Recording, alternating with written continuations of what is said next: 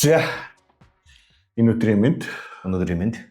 Өнөөдөр хэдүүлээ экспорт гэдэг зүйлийн талаар санал бодлоо солилцсон. Тэгээд өнөөдөр ярьж байгаа зүйл юу нь бол нөгөө бид хоёрын туйлын зөв гэж байхгүй. Бас туйлын буруу гэж байхгүй. Та бүхэн тунгааж өөрсдийнхөө саналуудыг бас хэлж байгаарай. Гэтэ чиний хаписд.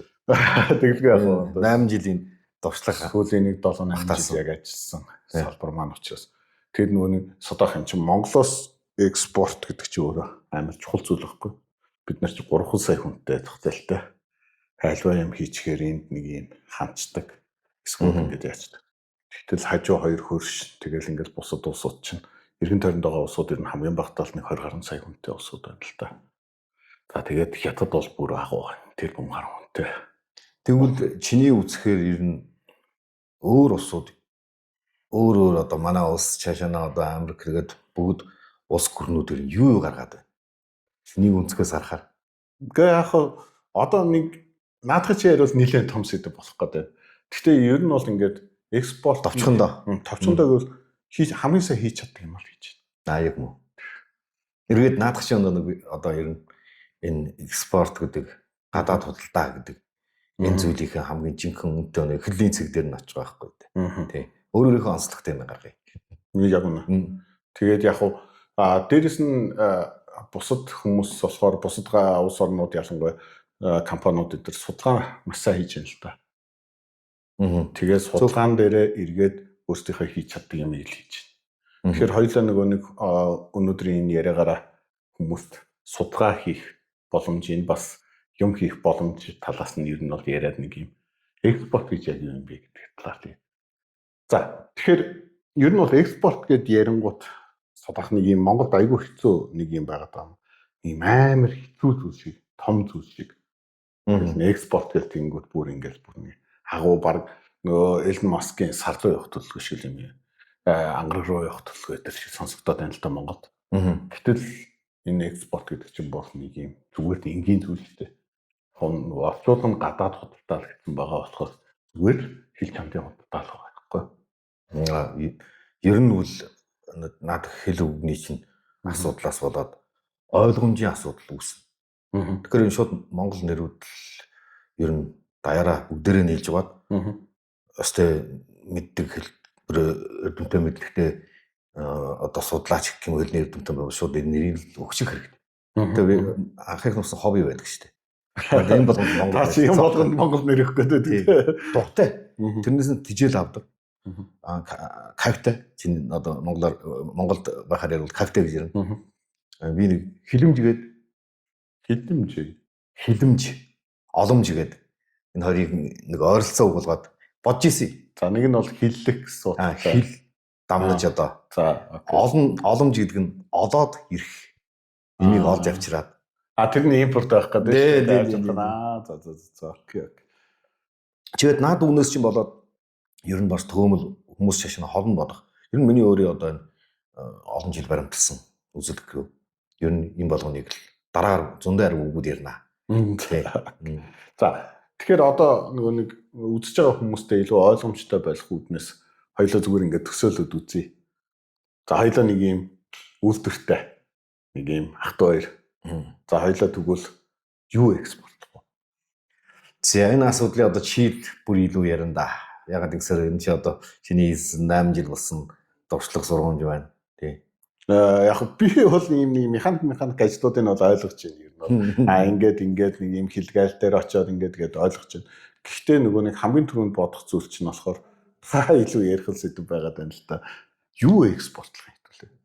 Тэрийг нь одоо яг үнэ хэлэхэд тэрийг нь бид нар одоо ингэж хүмүүс дурдж юухээс рүү наад сэдвч айгу бас их бодлонтой сэдв болоо явж байна. Бараг хоёул бараг нэг 10 апдейт гэсэн бүгд ярилцлагаараа энийг л ярих байх. Тэгэхээр би зүгээр л одоо чамаас хүмүүс ер нь илүү сонсох, ойлгох сонирхолтой зүйл бол ер нь хилэмж одоо гадаад худалдаа экспорт гэдэг энэ зүйл ер нь яаж явагдгийг гэдэг нь процесс болоод завар нь амар сонирхолтой л доо. За ер нь бол би нэг юм загварын өөрийнхөө одоо гарах гэдэг хичээ. Гэхдээ минийх бас туйлын зөв гэж бол бас байхгүй. За хамгийн түрүүнд түүхийдээ асуудал байгаа. Тэгэхээр түүхийд өөрөө онцгой байх нөхцөл байх хэрэгтэй. Тэгээд одоо ингээд Монголд одоо онцгой түүхийд гэдээ бодоод үзэхээр ер нь бол жоохон хэцүү. Яг ингээд дэлхийн зах зээл, бусад юмны үн, ханш, тэгэл брендинг гэж бах бол юм бодохоор жоохон хэцүү. Нөгөө талдаа тал нутгийн бэлчээрийн мал аж ахуй гэдэг нэг ийм зүйлийг гаргаад яг онцгой болгоод тавьчихвал энэ бас өөрөө нэг юм онцгой болсон түүхийд юм дээр. Тий. Надад ч айгүй зөв. Одоо урдч гэсэн бэлчээрийн гэдэг их сурвалжтай бүтээгдэхүүн маш хүрээлэл авж байгаа. Тий. Тэгж чи нэг үл одоо өөр Монголын ер нь одоо манай улсын нэг үл аж ахуйтай энэний төлөөс их хөрөнгөлж байгаа ер нь бол хэрэглэгчдийн сонголт юм байна. Тий. Одоо нөгөө нэг ковидын өмнө бол нэг арай өөр байлаа шүү дээ экспорт. Би чи яг нэг юм албаны дарга хийгээл тэгэл газрын захирал болоод борлуулалтыг 2 дахин 3 дахин нэмээл чинь яг ингээл болоод бүх юм айгүй сайхан. Тэгтэл ковидын дараа яагаад ч бүх юм айгүй хэцүүлсэн. Тэгээ би зүгээр яг ийм ковидын дараа нөхцөлийг бодоод ахаар нэг юм 3 тайламжид гаргаж бодоод байгаа. 3 аргаал бодож байгаа гэсэн. Эхнийх нь болохоор манайхан одоо урдчин хэр удаа хоригдсон мэдэхгүй. Энд бол нэг бараг жил гарan 2 жил авчим хоригдлоо шүү дээ. Энэ төстэй. Байдаг нөгөө цуглас мөнгөө идээд дууссан. Хоол хүнс болгоод дууссан. Тэг ийм нэг юм явсан юм. Энэ айгүй бараг үндсэндээ адилхан идээд дууссан. Эргээ дээрээс нь бараг юу ч хэлдэг дөө бараг өнгөрсөн ирээдүг бүгдийг бодоод дууссан. Яг зөв. Миний хоёр дахь ярих гэдэг нь болохоор бас яг энэ хүмүүс нөгөө нэг 2 жил хэрэг гэртээ өвтгөр чи юу хийх вэ? Бодно үстэй. Хүү юу болчих вэ? Яач вэ? Ич үү? Тэгээ 3 дахь нь бас амар зүйл байгаа. Нөгөө ковид үеэр маш олон хүмүүс нас болсон. Ялангуяа настай, жоохон уушиг илүү муутай хүмүүс бол ер нь бол нас. Тэгэхээр хүн яг хажуудгаа алдчихаар бас бодох байх. Миний бодлоор надад бол тийм тохиолдоогүй л дээ. Гэхдээ ингээд төсөөлөд бодоод үзэхээр яг хажууд хамгийн дотны хүнээ ковидаар алдчихаар хүү эн чинь ингээд болдгоо юм биш үү? Эрүүл мэнд гэдэг чинь амар чухал юм биш үү? Олон тоонд бол байх л та. Бүх дэлхийгээрээ божгонсон болохоор хүмүүс ер нь эргээд дээрэс нэг давхарлцсан, илүү бодох цаг гарсан. Сулс илүү цаг гараад ер нь биедээ их анхаарч ирсэн гэж хэлж болох. Тийм. Тэгээ одоо яг ингээд ковидын дараа тэгээд янгууд хүмүүсийн худалдаа авалт ер нь бол багассан. Энэ бол ойлгомжтой. Гэхдээ эсвэргээрээ нэг ийм зах зээлийн бүр ингээд дэлбэтэ цэцгэлж гарч ирсэн. Эрүүл мэнд гэдэг салбар бүр онцгой цэцгэлж гарч ирсэн. Энэ дотор яг үнийг хэлэхэд би сонирхолтой юу гэх юм өөрөө өнгөрөөлтэй бол би ч нөө ажил гээд явчихдаг хүн. Тэ сүүлд нь одоо эн чинь Монголд ирээд автоматар зорчлоороо заншлаараа 5 дахь өдөр болгонгод гараад салхинд гарна. Энэ над маш их мэдрэмж өгсөн шүү дээ. Тэгээ одоо сүүлийн ковидоос хойш хижгээс хойш манай уршаана залуучууд, хятад залуучууд, өөр монгол залуучууд тэгээд бүгд ингээд ер нь байгаль орчинд гардаг бол энэ ганцхан энэс үзэхэд ер нь тэр үеийн нэг хижиг гэдэг чинь цэвэрэг талын юм арин боловч хүмүүсийг бие амраана гэдэг юм дээр биеийн төлөө бодё гэдэг юм дээр их аваадсан билээ. За. Тэгэхээр одоо нөгөө нэг экспорт руугаа эргээд шилжээд хэлэхэд нөгөө нэг ковидын өмнөх үед миний бодол шүү. Ковидын өмнөх үед Монголд үнэхээр боломж байгаа. Экспорт хийх. Бид нар ийм массын зах зээлтэй өсөлдөх, хямдхан юмны зах зээлтэй өсөлдөх, хүмүүст маркетинг хийх гэх нөхцлүүд амар хэцүү байхгүй юу энэ бол бүх нөхцөл. Одоо эргээд ковидын дараа нөхцөл дээр бол бид нарт ер нь бол одоо яг ийм үүлэн чөлөөний нар гэдэг шиг ийм цорхоо өсөж байна. Энэ юу вэ гэхээр их гаралт нь тодорхой, одоо их усүр нь тодорхой ийм эрүүл мэндийн бүтээгдэхүүн дэлхийн аль ч зах дээр зарагдахад бэлэн болсон байна. Зөв. Тэгэхээр нөгөө бид нар чи юуны тулд нэг сүрхий түүхтэй тэгээ одоо ийм нүүдэлж ахугаар амьдарч байгаа юм ус үлээд. Нөгөө нэг маркетинг юм уу хүнд нэг таниулаа сурчлаад байх ямар ч шаардлагагүй болцсон гэсэн. Чи угаасаа л жуулчид ирээр мэд чинь зурагтаар бид нар гарч ийн Монгол гэрн байж ийн адуу мал өхөр хон бэлчээл явж ийн. Үнэхээр ер нь бол айгүй кул нөхцөл одоо яг болж байгаа. Мөн. За гаралтын хувьд бол ер нь бол нэг иймэрхүү. Энийгээ бид нөгөө нэг дахиад менежментийн сайжруулах юм асуудлууд байгаа бах. Хоёр дахь нь болохоор ер нь бол үйлдвэрлэлийн талаар экспорт үйлдвэрлэл гэдэг юм амар чухал. Үйлдвэрлэл дотроо нөгөө нэг инновац технологи хоёр айгуу чухал. Зүгээр нөгөө хүний хийдэг юмыг хийчих юм бол эн чинь тэгэл ямар ч одоо экспортын шин энийг яриад байгаа гол шалтгаан нь юу вэ гэнгүүт энд 1000 төгрөгөөр зарагддаг бараа. Нөгөө экспорт болоод эцсийн хэрэглэгчдэр очих үед 2000 төгрөг болчихдог. Магадгүй 2200 300 төгрөг болчихдог. Бага өртгөөсөө 2 дахин юм уу 2 дахин гар өсөд очиж шүү. Нөгөө үзэж байгаа хүмүүс бас аягүй сайн ойлгоор та энд нэг юм 1000 төгрөгөөр зардаг бараа байвал тэр чинь хилийн цаана очиод 2000 төгрөг болно шүү. Автоматар. Яагаад тэгэхээр нөгөө нэг гайлын татвар хураамж тэнцэн борлуулж байгаа маркетингийн зардлыг баах юмуд өсөд ингээд ороод ирдэг. Тий. Тэгэхээр эндээ бол бид нар ингээд 1000 төгрөгөөр ямаа зараад болж штэ. Тэгвэл хил гаргаад 2000-аар зар юул чадах юм уу? Энийг аягүй сайн бодох хэрэгтэй. Зөв. Тэгэхээр үйлдвэрлэл өөрөө жинхэнэ нөгөө инновац технологи чигэн тарих ажиллаж ийжил 2000 төгрөгөөр зарж болох бүтээгдэхүүнийг хийхээс өөр арга байхгүй болчихж байгаа. Чи наадах чинь нэг жишг байдэ. Жишээ тий. Гэхдээ ер нь л тийм. Үгүй одоо жишээлбэл яг 1000 төгрөгөөр чинь 10,000-ийнхос байж болно. Тийм зөв 1000 л гэж бол ойлгоход амраалаа. Тийм. 1000-аар ойлгох ч амар. Эсвэл 100-аар 100 төгрөгөөс нь ч болно. Ер нь бол нэг иймэрхүү нөхцөл. За тэгэхээр үйлдвэр өөрөө нэг юм онцгой тэр нөгөө хүмүүс бас энэ дээр судаах айгу сонирн байдаг. Ялангуяа манай Монголд нэг юм сонир. Тэр том үйлдвэр, энэ жижиг үйлдвэр, энэ ингэслээ нэг дандаа хэмжсэн юм гач юм яриад байдаг. Одоо нөгөө нэг энэ орчин үеийн технологи урд ч гэсэн тийм зүйл айгүй харагдчихсан шүү дээ. Жижиг үйлдвэр вэ, том үйлдвэр вэ байдлаач байхгүй. Хин илүү технологитой, хин илүү ухаалаг хурд хөдөлж чадна тэр л дийл. Тий. Одоо нөгөө нэг урдлын том үйлдвэрүүд бол миний харж байгаа зарим нь бол нэлээд уналтанд орцсон. Эсвэргээрээ ийм дундын үйлдвэрүүд компаниуд илүү лаг болоо гараад ирсэн. Жижиг дундын үйлдвэр. Нөгөө нэг таны нэг яриад байдаг чи юу лээ? Үхрээд тижээ яа тийм нэг үхрээ тижээ. Нэг үхрээ тижээ тий. Тий эсвэл одоо монголчууд ярил үхэр нүдлийг гэмүү. Нөгөө нэг өөрийнхөө сүү ууж байгаа үхрээ тижээ ярьсан санаа шүү дээ. Гэх мэтчнээ ийм нөгөө нэг ийм шинэлэг брэндүүд ер нь бол ковидын дараастаа мөөг шиг осорч байна да. Тий. Тэгэхээр эн чинь ингээд нөгөө нэг жижиг дунд үйлдвэр эрхэлж байгаа хүмүүст маань ч гэсэн маш их боломжууд одоо Монголд бол ялангуяа үүсэж байгаа шүү. Экспортын зах зээл дээр. Хуучин бол нөгөө масаар үйлдвэрлэл томоор аваачаал үнээр өрсөлдөхөөс өөр арга байхгүй нөхцөл байсан. Энэ үед бол том үйлдвэрүүд л ашигтай.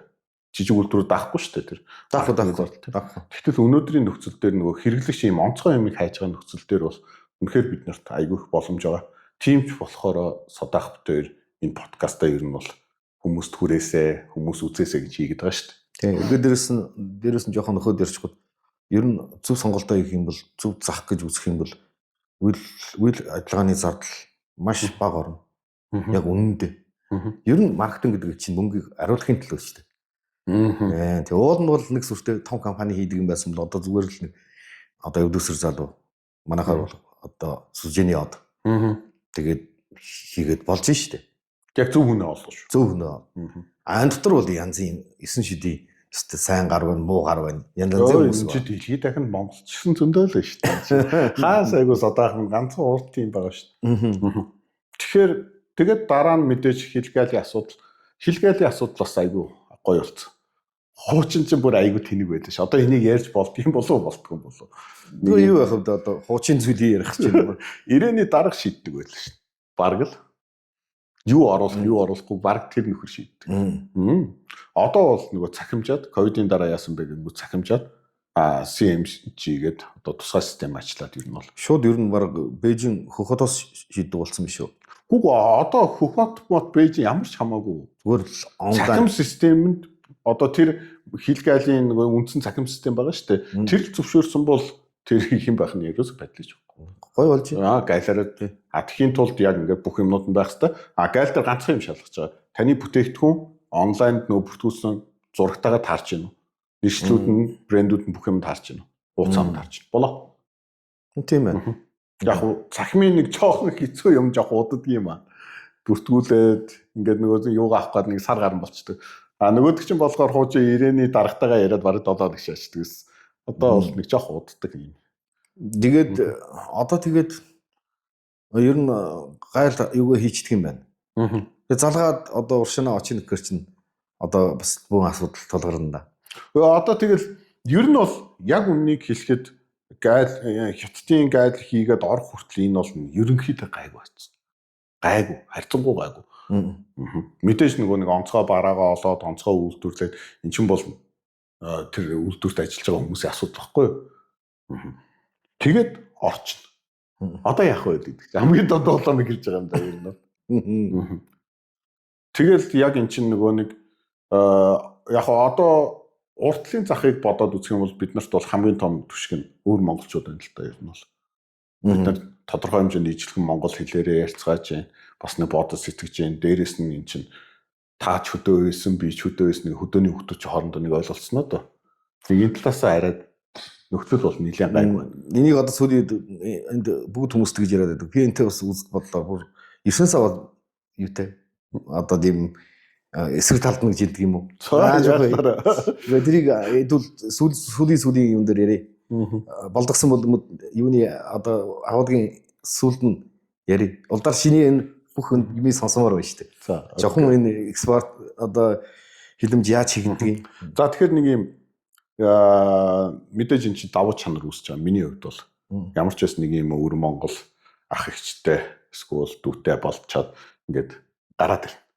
За тэгэхээр нэг юм агуулх нөхцлүүд байна да. За тэрний асуудал угаасаа энийгээ даа. Одоо энэний дараагийн асуудал нь хамгийн хэцүү. Нөгөө нэг та бүтээгдэхүүнээ хинт зориулж хинээр тараалах вэ гэдэг асуудал үүсэж байгаа. Ямар дэлгүүрт байршуулах юм, онлайн дээр байршуулах юм уу, газарт байршуулах юм уу? Газарт байршуулвал хин чиний бараг тараагаад явж явах хэвээр. Энэ бүр асуудал. Ер нь харилцагчийн асуудал маш хүнд. Үнэхээр хүнд. Монголчин болохоор та ингээд байгаад ер нь бол ойлгож байгаа шүү дээ. За нэг ингээд иймэрхүү бараа ойлт CU давьчаа тавьчихдаг ч юм уу, номд давьчаа тавьчихдаг. Ийм бол онлайнаар зарна ингээд энэ харьцангуй гайгүй байхгүй да ингээд захих нь ойлгомж нь. Урд очоод ялангуяа өвөр Монголын зах амар бодлоо. Яг гэдэг юм тэгэхгүй шүү. Бужигч. Тэрэн дээр эргээд нөгөө нэг хүмүүсийн маань тарих толгой маш их эргээд ер нь бол тэрэн дээрээс айгүй их алдж байгаа. Дээрээс нь харилцагч буюу хамтрагчаа сонгох айгүй чухал. Наад асуудал чинь одоо яг миний өнөө чинь сайн гэдэг миний асуудал болоо явж байна л да. Ер нь одоо энэ загталгуур гэдэг юмд, бүтээгдэхүүн гэдэг юмд үн болоод цаг хугацаа. Тэнгүүт ер нь хэр зэргийн хугацаанд хэр зэргийн үр бүтээлтэй ажиллана уу гэдгээ тогтоох хэрэгтэй шүү дээ. Үн гараа ярина. Үнэ эндээс тогтчих. Энийг би нэр нь үдж байгаа хүмүүст юм үнэ тогтно гэдэг нь юу гэсэн вэ? Үн хаашаа. Ер нь өвөр Монголд манай улсад хэдийн үнэтэйгээр зарах юм бэ гэдгээ маш тодорхой мэдсэн байх хэрэгтэй. Хэрвээ үнэ мэдээгүй байх юм бол урд очиод чиний хэлдгэр үнэхээр бодлоо шүү дээ. Үгүй одоо тэнгууд наатхан дээр чи би бол эсэргээр ярина. Би сайхан тэнд ингээд харилцагчтайгаа нийлээ үн тогтоогод айгүй хөөрхөн болж байгаа. Зах махаа нээсэн. Ингээд ер нь айгүй хөр. Тэнгууд манай замын үүдийн эгч нар нөгөө бичгтийн бомбтын ах нар эдэр чинь зүгээс цүнгэнд л зөөч. Бараг юм. Тэгээд аваачаад миний нэг арай гэж нэр тогтоож чадж байгаа үний чинь доош нь тас тус болгоо чинь. Энэ асуудал чинь юм. Одоо миний өнцгөөс харвал ер нь дэлхийгээр хараар зөөн хуурмаг юм хийн гэд ярагдаад байдаг шүү дээ. Нэг хүнд асуудал биш. Шийдэл асуудал, цаг хугацааны асуудал. Байж л таарна. Эргээд энэ асуудал байгаарч бол. Тэгэхээр одоо юу гэж хэлдэг юм бэ? Чаатлын хэрэглэгчид чиний үнэхээр сайн бүтээгдэхүүн бол би энийг удаан эдлэмээр байна шүү дээ. Энд зардаг ийм байж болох уу содоо. Удаан шиг зармаар байна шүү дээ. Хоёр одоо Монгол заргаж байгаасаа арай өөр брендээр ч юм арай өөр өнгө төрхөөр урагшаа гаргадаг байж болтгоо юм. Болно. Одоо ер нь байж байгаа байдлыг ингээд 2 жил харлаа. Ер нь тэрнээс өөр илүү их сонголт байхгүй. Эсвэл хэмжээгээр миний сая хэлдэг шиг энэ бол урт удаан цагийн зүйл. Баг бүтээгдэхүүнүүд одоо миний нэг өгсөн бас л нэрлэлтэй брэнд гэдгийг нэрмж гээд нэрмж. Тэгээд юу энэ нэг одоо 10 нэрмжийн бүтээгдэхүүнээ их томор нь их багаар нь ялах хэрэг байхгүй. Бүгд нэрмжүүд брэндүүд ийм асуудалд холбогдно. Нэлээ урт цагийн бэлтгэлтэй л очих хэрэгтэй. Тэгэхээр гэс ингээд одоо ер нь энүүхээ хэмжээ ойрхон хэмжээнд энэ одоо өрөө шүдийн хот гэдэг ингээд цахаа нэгээд байж болохгүй. Чатлын зах дэлгүүр хэрэглэгчид яаж энийг бүрэн дүүрэн утгаар нь тайлбарлана гэдгийг маш анхаарах хэрэгтэй л да. Энэ бол цэвэр маркетинг юуны ажлуулаа явчихна да. Тэгээд нэг хоёр дахь асуудал нь болохоор айгүй ядаргаатай. Бээжинд одоо зүү арцыг ер нь бол Бээжингийн нэлээд том супермаркет худалдаанд орсон. Тэгээд амар зарагдсан. Би одоо нэг юм хүмүүсийн яриад байдаг юмыг сонсоход инээд төрөйдөг. Арц болохоор арцны амт айгүй муухай болохоор хятад хүн уухгүй, орос хүн уухгүй, Америк хүн уухгүй гэдэг таахгүй. Тэр одоо бас агуу мэддэг хүмүүст юм ярина. Ууна? Уун. Уухта дурлаж уун. Харин тэр чинь одоо чиний сая яриад байдаг би өнөө өсрөх талд нь байна гэдэг шиг энэ үзэлчин байхгүй. Энэ бүтээгдэхүүн ер нь одоо энэ Монгол бүтээгдэхүүн бичлэхүүн сүү цагаан идэ мах ер нь гадны газрын хүмүүс илүү сонирхолтой шүү дээ. Тийм. Харин энэ жишгийг би өөрөө Монголд өөрөө амдаараа үгүй бид нар чи өөрсдөө яах вэ нөгөө нэг арц чинь та өөрөө мэдэн шүү дээ нөгөө жоохон байхад ингээд хөлдөөгөл ороод ирдэг. Тэгээ хөлдөөгөр нь авчирж байгаа л нөгөө халаагаал оройдоо уудаг. Энд чинь зүгээр нэг юм хөдөөнөөс ирдэг зүйл байхгүй бидний хувьд бол тэрийг одоо ингээд зүү арц болохоор арай технологи инновац хийсэн нэг юм л хэлбэр байгаа шүү дээ. Савданд хийсэн л асуудал байгаа шүү дээ. Бидний хувьд эн чинь ингээд нэг тийм амар үнцэнтэй лаг зүйл ерөөсөө биш байхгүй. Зүгээр тарих өөрөө тэгж ажилт. Тэгтэл тэр нөгөө гадныхны хувьд болохоор энэ бол онцгой нөгөө нэг жинхэнэ автентик бараа юм байна гэдэг мэдрэмж шууд орж ирээд байгаа учраас би Бээжин тэгж амар сайн зарагдана гэж үнэхээр бодог. Ер нь дандаа л одоо юу шилдэгинд цагаан бодоо идээд байхгүй шүү дээ. Хаан самс өөр нэг хүнд амттай юм идэл та. Юугад халуун ногоо тийм ингэж ямар явж. Тэг яг үнэ. Тэгэнгүүт нь ер нь бол багасаа би чинь цагаан идээд идэж яваад уссан. Ер нь манай тарга айраг тийм ээ. Цэгээ гэдэг одоо өөр Монгол цэгээ гэдэг. Ер нь жоохон хүнд мэдрэмж өгдөг. Эссэн зүйлүүд шүү дээ. Тэслэг. Гоё шүү дээ. Тэгээ хүн тэрийг эдэлж бараад өөр нэг мэдрэмж. Дуу дандаа поп сонсоод байж болохгүй шүү дээ. Хаан цаа нэг жоохон рок хип хоп сонсоод. Тэгээд тэр чинь тэрбум гаруй хүнтэй газар за өстой 11 за 100 саяын сонирхдгүй маа гэхэд 10 саяын сонирх хүн байж л таа. Бүр хамгийн багаар нь бодоод үзвэл тэ. Тэгэхээр нөгөө нэг юм утгагүй зүйл. Тэг хүмүүс өөрөө өөрсдийнхөө ямыг ингээ үгүйсгээд ахаар би бүр гайхаад байд.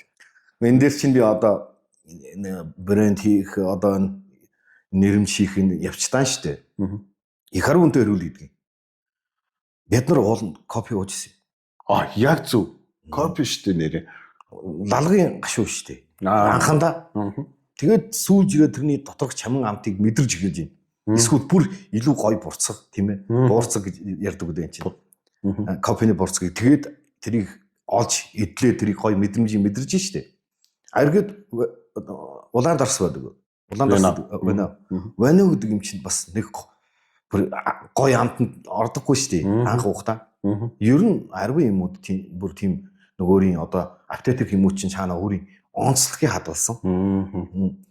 Нэр копи их гоё жишээ юм биш үү? Тий. Копи чинь бол гашуун, зурсан, их муухай амт шүү дээ. Яг ингэ зүгээр л. Окей. Тэгэхээр за тэгээ гол ажилтаа. Тэгээд Бээжингийн дэлгүүрт зараад амар гоё болж агаад зархаа байсан. Зархаа болсон шалтгаан нь тэнд нөгөө нэг ялангуяа тэр 10 сарын хуйлуу 11 сарын бүтээгдэхүүн эсэд. Манай зөв арц чинь ингээ эсчдэг шүү дээ. Ингээ юм бомбигээд эсчдэг. Яг тийм бол. Тэгсэн чинь манай хятад тэрийг бол ойлгохгүй. Монголд бол бид нар ингээ ойлгодог байхгүй. Энэ амьд бактеритай учраас ингээд эсэж байна. Дотор нь ингээд нэг юм процесс яваад байна шүү дээ. Тийм учраас эсчлээ гэдгийг ойлгодог байхгүй ер нь бол. Тэгсэн чинь хятадын одоо Бээжингийн тэр дэлгүүрүүд болохоор огт ойлгохгүй. Одоо наад асуудал чинь нөө би дандаа юмд яриад байдаг. Энэ зах дэлгүүр гэдэг юмыг одоо ер нь чиглэлийн буруу чиглэлүүд нь явуулаад байгаа. Жинхэнэ одоо эзэн бол яг одоо жоохон шууд хэлбэл энийг ийм болгосон үр дүнгийн хариуцах хүн бол хэрэглэгчд өөрөө. Хэрэглэгчдийн өөрийн сонголт зах дэлгүүрийг ийм болгоод байгаа байхгүй. Урд гэсэн чинь нэг хэсэг тийм болсон юм. Им л болвол зөөлөн амтан дуртай. Им л болвол чихэрлэг юм дуртай. Им л болвол жоохон нэг ам таашаал өгөх, мэдрэмж нэг дуртай байх. Амтлангууд тэгээд ер нь юм болгон тэр чиглэлүүдээ явсан. Одоо Улаанбаатар ч гэсэн юм зүйл харагдаж штт. Им л болвол өнгө нь гоё байх. Жимс ам бол гоё, гүлгэр, том, яр сорив байхгүй ийм аав гэдэг юм руу түрүү 10 жил их улаарсан штт. Наадхаас чинь болоод үйлдвэр яах. Жинхэнэ одоо органик гэж хэлэх юм уу, автетик юм хийгээ гаргана жоохон дүрх царайн жоохон муу. Тэгвэл авхаан болчихно. Гэхдээ энэ явж одоо яваад урд бол эдгээр багасч байгаа юм билээ. Ер нь имийг үсгэд ер нь. Одоо жишээлбэл бид нар дэлгүүрээс аламраад авна шүү дээ. Алим. Тэнгүүт нь бүдүүн баг нь ондоо. Жижиг том нь ондоо.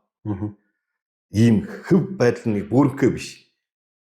Жохон зөө юм. Ийм нь илүү борлуулах сайтай болох хандш руугаа хандж байна. Гэхдээ ер нь тийм наадхантай чинь бас санал нийлж байна. Тэгэхээр тэр өнөөнөх сая хэлээд тэр хүмүүс мэдгүй байснаас юм эсдэг штеп. Уулна гэсэг ямар өгцөн гэсэн чинь тараг гэсэн чинь дэндүү эсгэлэн байна. Тэнгүүд нь эсгэлэнгийн нэг хэмжээнд барингуудаа баахан өөр юм хийгээч. Өтгөн болгооч. Одоо ч гэсэн чинь энэ нь муу юм байна. Тэр жоохон хүчтэй амттай жинхэнэ эссэн юм байна. Одоо бодоод үддээ. Зүгээр тэн хүн байсан ч ингээд юм эсгэрэ хүчлэг болно шүү дээ. Эсгэлэн болно шүү дээ тийм. Ийм ойлголтууд хэрэглэгчид өөрөө хэргийг хийгээд байгаа байхгүй. Наадхан дээр чинь нөгөө нэмээд зүгээр санаагаа хэлэхэд дэлхий дээр одоо ер нь бол хамгийн муу зүйл миний бодлоор бол сахар. Тийм. Би бүр сахар яаж үйлдвэрлэгдэх процессыг ойлгоод одоо тэрийг чи сахар хийж хэцүү шүү дээ. Ер нь бол яг цаад агуулгаараа. За одоо тэр тухай яриад яг энэ үйлдвэрийнхэн богод болчих. Ер нь бол хамгийн муу юм сахар. Тэгтэл хэрэглэгчийн хамгийн дуртай юм сахар. Тийм. Хэрэглэгчдээс.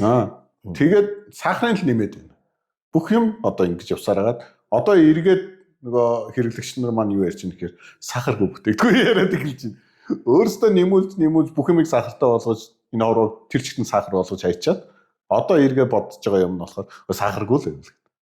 Жигэр миний сая хэлсэн чиглэл бас нэлээ очоо үдээ. Байна. Надад бол бууж шүү дээ. За тэгээд манай Бээжингийн үйлдвэр нэг тиймэрхүү байдлаас болоод ер нь бол үйлдвэрийн Бээжингийн дэлгүүр ер нь бол татгалцсан. Тэгээд би тэрнээс нь юу сурсан юм бэ гэж тэгэнгүүт энэ нэг юм стандарт одоо экспортын гарч байгаа бүтээгдэхүүн дахиад нэг юм өөр төвшөнд байхгүй болсон байна л гэдэг ер нь бол аягуулсаа ойлгосон. Одоо дахин нэгтэлдэг байх юм уу? Дахин тэрийг яадаг байх юм уу? Нөгөө ингэ үйлдвэрийн чанар одоо бүр юм өндөр түвшин рүү очиж ижил экспорт хийх юм байна гэдгийг ойлгосон. Тэгээд дараагийнх нь бодолд юу байсан гэхээр ерөөс шингийн юм экспортлох ерөөс сайн санаа биш. Шингэн байх. Шингэн төлөв өөрөө экспортод их тохиромжгүй. Тийм үнцэг байна. Гэхдээ шингийн имийг илүү яаж одоо энэ хилэмж гадаад худалдаагаар гаргах гэсэн мэрэгэн санаа бол байгаа. Эсвэл шингийн юм амар үнэтэй байх хэрэгтэй. Нэг эртлээ даахаа. Тэгэхгүй нөгөө хямдхан шингийн юм гэж ер нь байхгүй юм шиг байна. Байхгүй. Би зүгээр сүүлд ингэ бодоод байна. За тэгээд ер нь бол Бээжин дээр нэг тиймэрхүү асуудал гараад манай зах нэлээд юм хумигдаад тэрнээс би хоёр зүйлийг ойлгосон. Нэг нь болохоор стандартыг бүр өгтлээ барихгүй бол том асуудал байдаг юм байна гэдгийг маш сайн ойлгосон. Хоёр дахь нь болохоор хаа байсан Бээжинд байгаа хятад хүмүүс арц уух юм байна гэдгийг ойлгосон. Айгүй юм сонин хоёр ойлголтыг хоёулангийн ойлгож авсан. Эргээд сайн тэр хэлдэг стандарт гэдэг чинь ганцхан үйлдвэр дээр стандарт явагдахгүй шүү дээ. Худалдааны эцсийн цэг байна шүү дээ. Тэн дээр стандарт байх хэрэгтэй. Тий. Тэрийг 15 хоногт хугацаанд дуустгаа гэдгийг зарлах хэрэгтэй. 15 хоног өнгөрсөөр эсдэг юм аа. Тэгвэл чи ууд дийлэхгүй болно. Эсвэл таны таашаалд арай хүрэхгүй болно гэдэг имийг л тархинд нөөх хэрэгтэй шүү дээ. Тэгээд өөргөө ястал яг үнэн байх. Нөгөө хятад дэлгүүрээ эзээ одоо тэрийг яаж мэдэх вэ? Одоо тэр чинь өөрсдийнхс гэж бодож байгаа гэдэг. Одоо нэрэмж брендинг ажил шүү дээ. Энийг хэрэгжүүлж байгаа хүмүүсийн эсвэл харьцагчийн ажил шүү дээ. Маркетинг бүх зүйл дээр энийг мэдүүлэх хэрэгтэй. Тэгвэл 15 хоног бол үнэн яаж өснө гэж бодож байна. Миний энэ 15 хоног дотор л жоохон ховролт гардаг юм аа. Ягаад гэвэл дотор нь амьд юм байгаа. За нэг иймэрхүү тэгээд юу ярих гэж байгаад бүр хадуураад алга болчиход. За ер нь бол бейжингийн захыг нэг тиймэрхүү байдлаар нээж үзсэн. Болохгүй юм ерөөсөө байхгүй юм байлаа, болох хэрэгтэй юм байлаа. Өвөр Монголын захын хувьд болохоор угаасаа л ер нь бол бид нарт ойрхон чинь ижлэх нь л яг л нүүдэл судлаараа явж байгаа төстэй хүмүүс шүү дээ бид нар чи ер нь бол. Тэгэхээр ер нь бол болж исэн. Тэгээд одоо Казахстан, Киргизийн зах бол бүр бид нартай ойрхон бас л ингээ хажууд байж байна. Үнэхээр ер нь бол Монголд бол экспорт хийх боломж бол айгүй өндөр. Үнэхээр өндөр. Маш өндөр. Гэхдээ нөгөө нэг яг юугаар экспорт хийх вэ гэдгээл айгүй сайн бодмоор юм байлээ. Яг миний зүгээр харин саний ингээд явсан алдсан ингээд туршлагаас харахад нэгдүгээр би таны копины жишээнд айгүй их баярлж байна.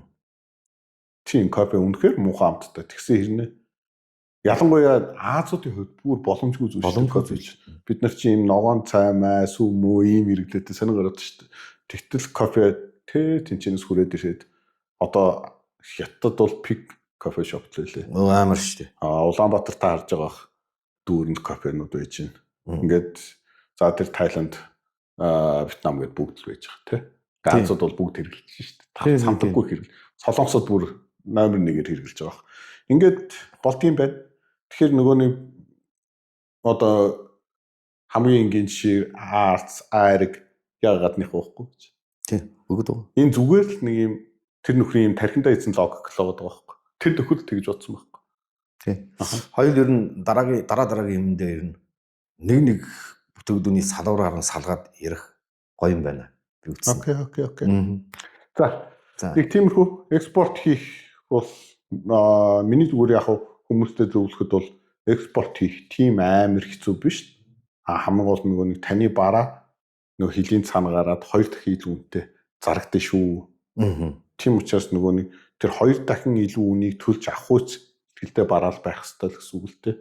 Дээрээс нэг хэлэхэд ухаантай дайдлыг сэргэлэн ажиллаж болохгүй.